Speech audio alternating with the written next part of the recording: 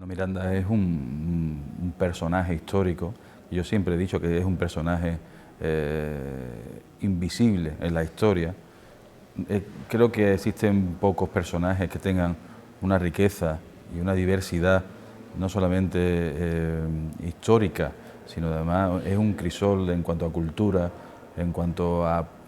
permanencia, en cuanto a estancia en distintas partes de la historia que han sido vitales en esta humanidad, y Miranda estuvo presente en todas, en cada una de ellas. Todo aquel que conozca a Miranda es inoculado de la admiración y el querer saber más sobre un personaje como Miranda.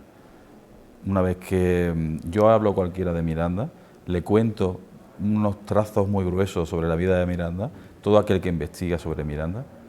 se queda prendado y lo que quiere es seguir investigando más, que fue lo que me ocurrió a mí. Una vez que yo descubrí a Miranda, lo que te intenta es versar más, tener más conocimiento, porque es un personaje tan rico, tan vasto en su vida y sobre todo en su experiencia vital, que lo que te hace animarte a conocer más, porque siempre es insuficiente. Creo que Miranda, al ser un personaje invisible, como decía antes,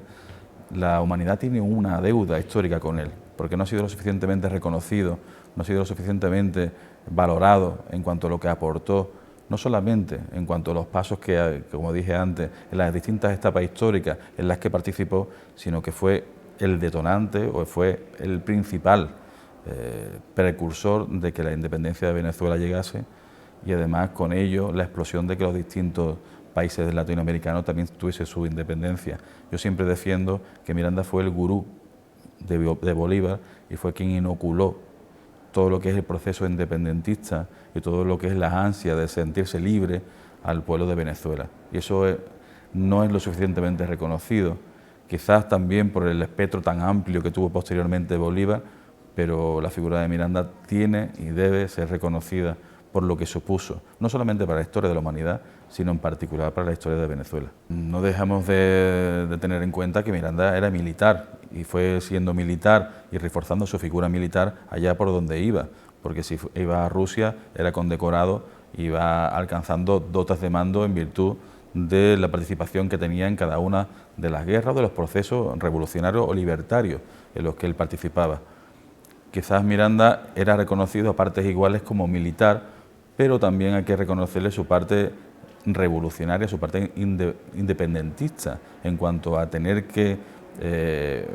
hacer ver a los distintos gobernantes de los que fue conociendo a lo largo de su vida la necesidad de que no solamente Venezuela fuera libre, en este caso no dejara de depender del colonialismo español, sino que además tenía un proyecto tan ambicioso que llegaba desde el río Mississippi hasta el Cabo de Horno, hasta la Patagonia, para crear la Colombia que él siempre soñó.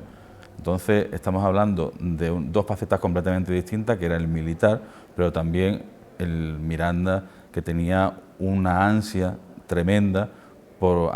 ver y contemplar una América libre de un colonialismo español, que en ese caso tenía fuerte presencia, y lo que quería era una libertad que además contagiaba a todo el mundo que tenía a su alrededor, y eso hacía que le reforzara todavía aún más ese proyecto tan ambicioso, como decía antes, de querer a una América libre, ¿no? Sobre todo una América del Sur.